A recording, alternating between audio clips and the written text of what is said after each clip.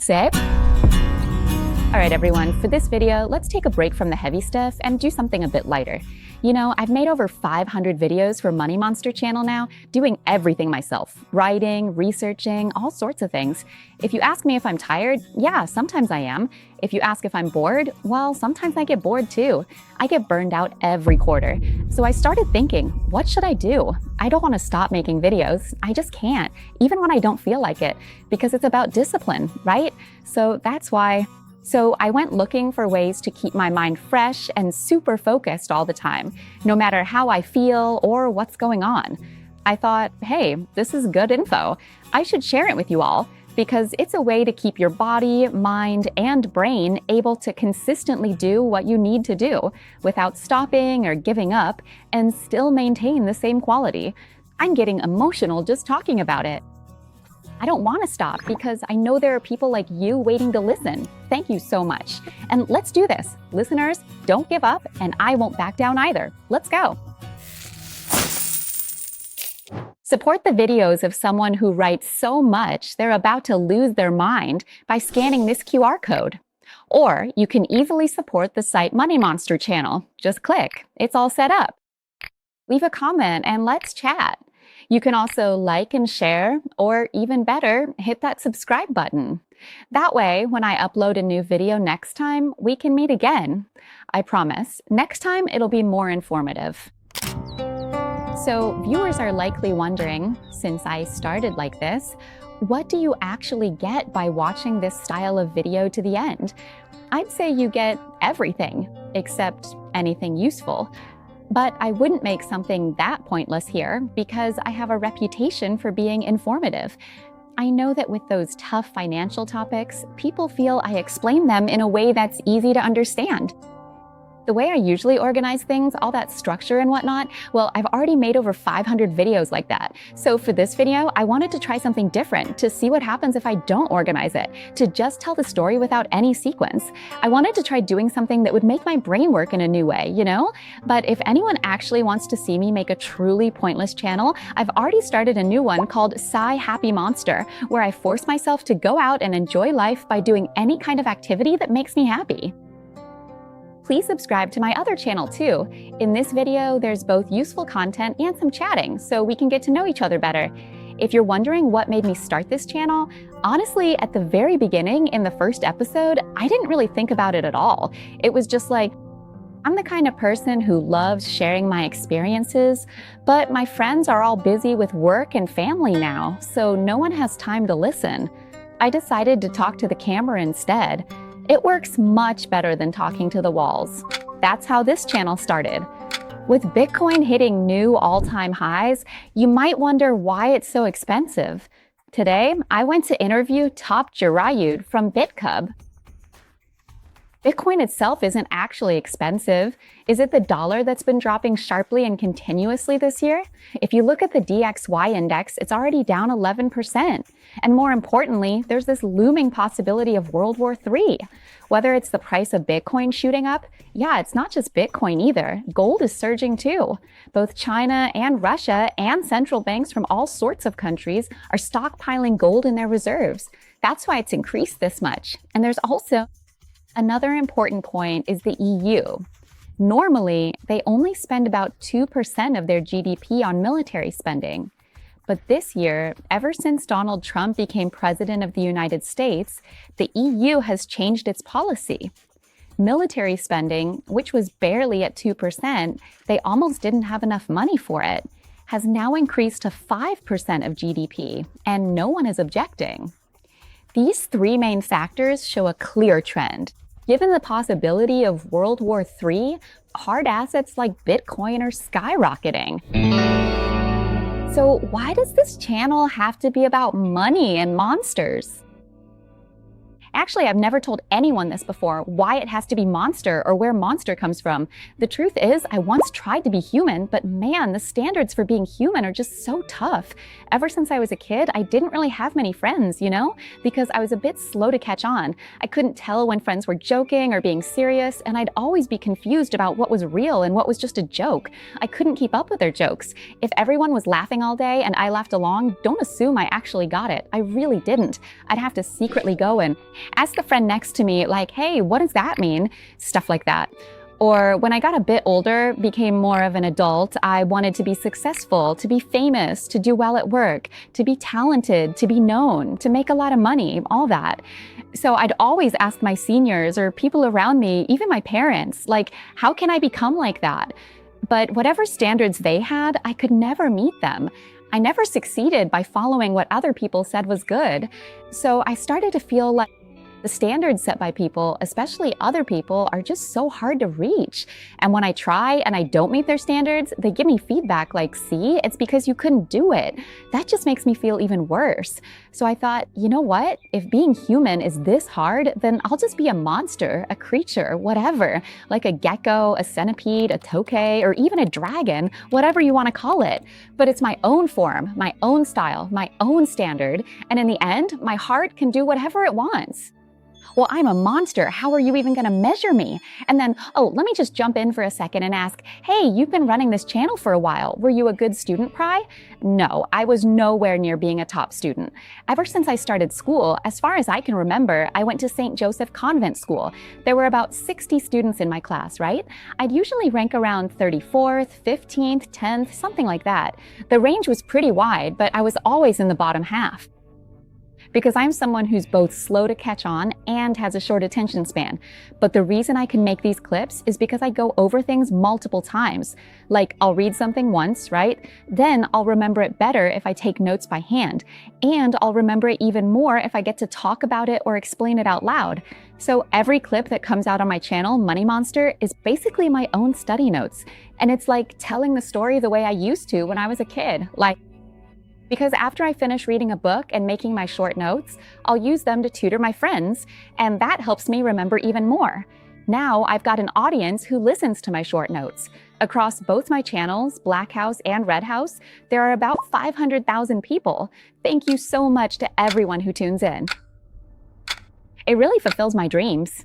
Oh, and how's the Thai real estate market doing? Well, right now, if we're talking about the overall picture for investors, it's honestly not good because there's a trade war going on, right? China's pulling back, America's pulling back, and investors are pulling back too.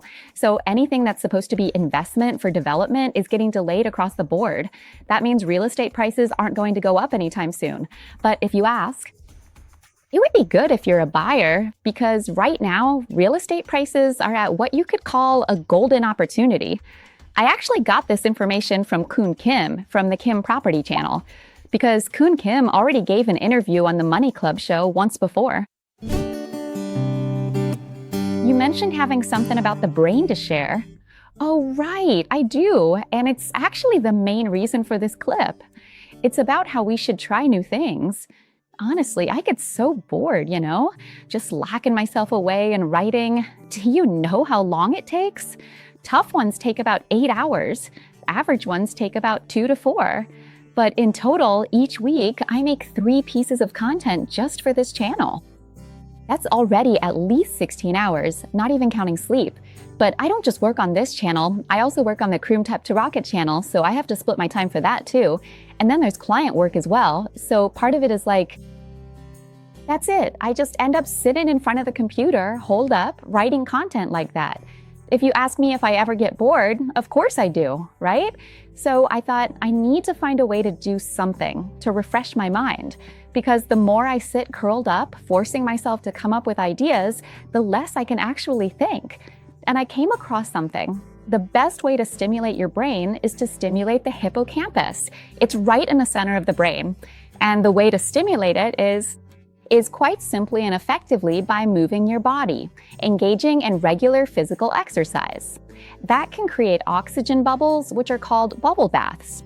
These bubble baths stimulate the hippocampus to release happiness chemicals like dopamine and endorphins. This helps our brains feel completely refreshed, revitalized, and clear, which ultimately makes it much easier to think and focus. The hippocampus is actually the only part of the brain that can actually generate new growing cells in adults, which is called growth hormone. So once I found this out, I started about a month ago. I started lifting weights and working out with BB's workout channel. At first, the only thing I could do like BB was tie my hair the same way as her. But now I can actually do BB's workouts for 30 or even 50 minutes. I can do it. And then on top of that, a friend invited me to run a marathon. What? I wanted to get that bubble bath feeling in my brain, so I went to run a marathon with my friend. I ran 5 kilometers in one go. My legs were almost done for. The next day, I had to go to an event, and honestly, I just couldn't take it anymore. Standing and talking on stage wasn't so bad, but there was a part where I had to sit and talk, and oh man, if anyone noticed, I was pretty much falling apart. Another way to keep your mind fresh all the time, this is really important. It's about the process of acquiring a brand new skill, a specific skill that we've never actually tried before. Especially if it's a particular skill or an ability that we already truly enjoy and we go and learn it, it's incredibly beneficial and rewarding for both your brain and your heart. Learning these new skills helps your brain build entirely new neural networks, which significantly enhances your brain's overall cognitive efficiency. And while we are on the subject of that, about a month ago, one thing I've always wanted to do is play the guitar. It just looks so cool. I want to sing and play guitar, you know? But honestly, up until now, I've never played guitar, never even touched one, nothing at all. But you have to try, right? You have to learn a new skill to keep your brain fresh all the time, so you can have a sharp mind and super focus for your main work, right? Seriously, I actually went out and bought one, even though I don't know how to play anything at all, but I just like the color. Here, let me play something for you. Let me take my ring off first. This one's pretty cool because it doesn't have any strings. I'm just starting to practice. Just started. To be honest, I'm not exactly an expert at this just yet. To be honest, I don't really know, but I suppose I have to stop now, right? Don't you think? I messed up right from the start. I need to go practice some more. So to sum it up, if we can move around and exercise, it can help create a bubble bath for the brain, making us feel refreshed, especially when we practice new skills and let our brains build new neural networks. That helps our brains work more efficiently and lets us super focus even better. Now, who do I make this channel with? Well, we have a team, but everyone on our team works part-time. If you ask what we're working on these days, we pick topics, write content, design thumbnails, set up lighting, and even mop the floor. Basically, we handle everything from filming with the camera to all the other tasks. Feeling lonely and isolated? How do we pick our topics? Yeah, a lot of people have asked about this. We choose topics based on what we think, like, right now, if we know about a certain topic, will it make our portfolio better? Will it make us rich? Or is it something fun to watch, like global youth strategies? Or when will the Thai economy get better? The first thing is there can't be any border conflicts, and we also have to stop having coups every 10 years. We really shouldn't have that anymore. And you might ask, but is Thailand actually okay? Right now, it might not seem okay. Some people might think it's not okay. But let me tell you, it's just a phase. It won't last that long.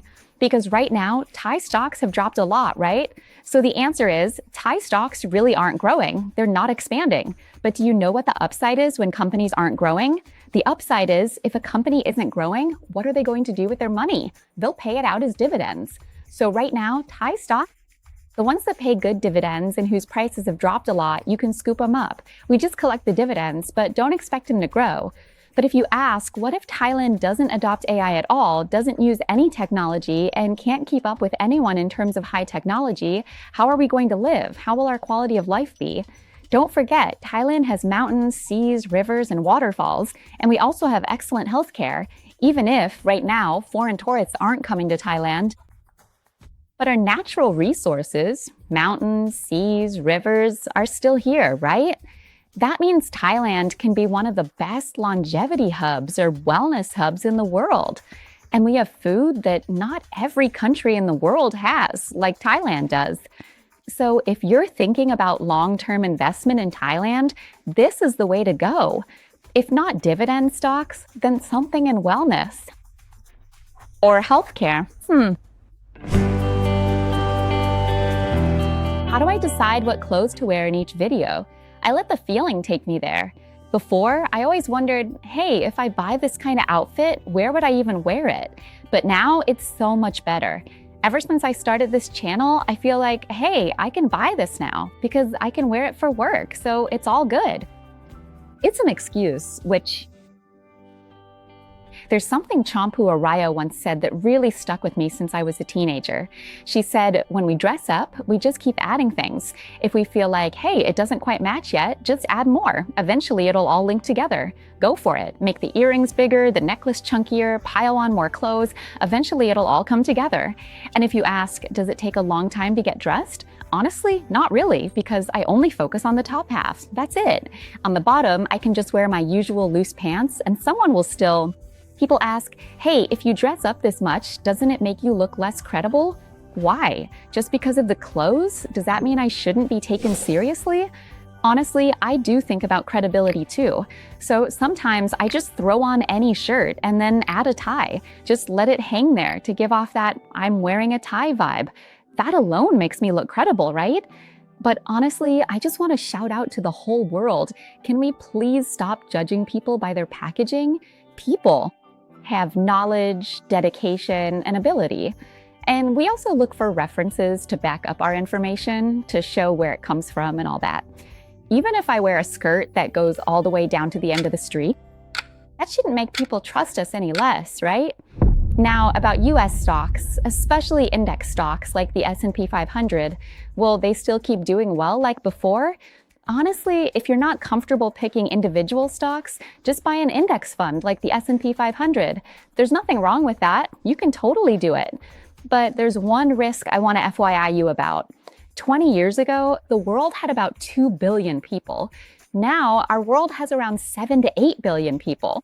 The growth of the world population has been massive over the past 20 years, especially since after World War II, right? So what does having more people mean? It means the market size gets bigger because there are more customers. Even if a company is just listed or whatever, they do not have to try that hard. When there are more customers, companies just naturally grow. But from now on, the world is entering an aging society, and the global population growth rate is dropping significantly.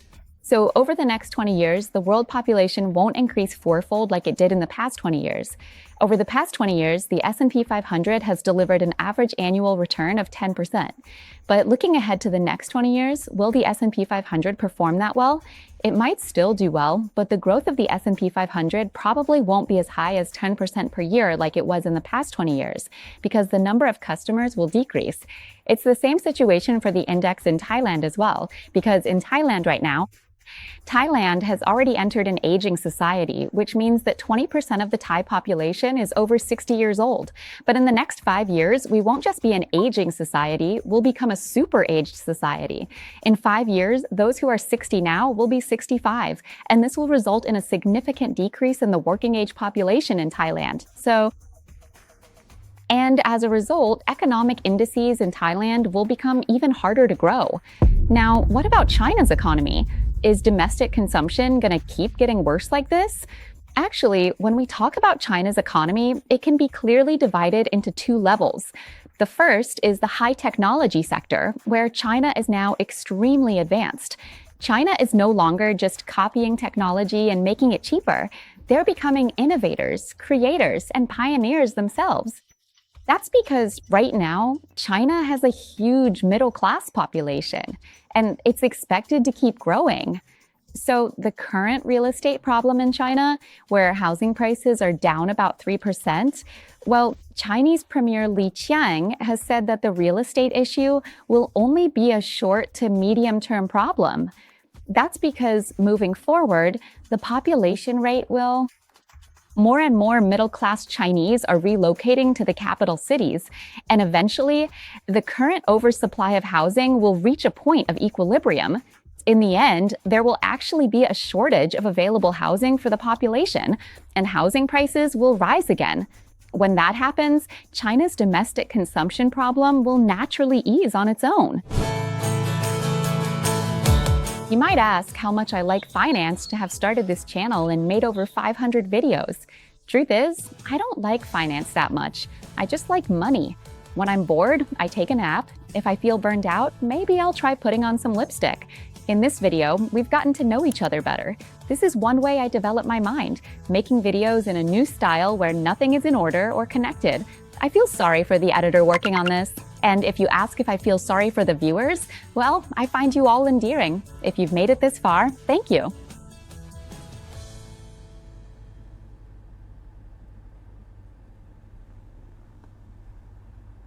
That's the end.